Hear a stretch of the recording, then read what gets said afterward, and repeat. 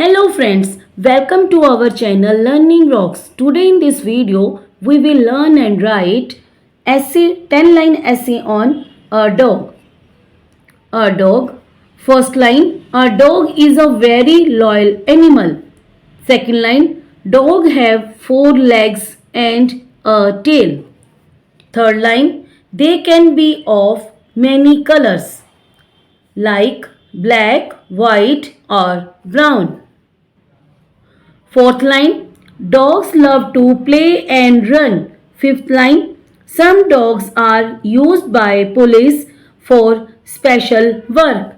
Sixth line, dogs love to eat meat, biscuits and bones.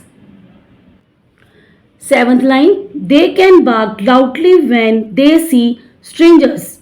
Eighth line, dogs are friendly and love their owners.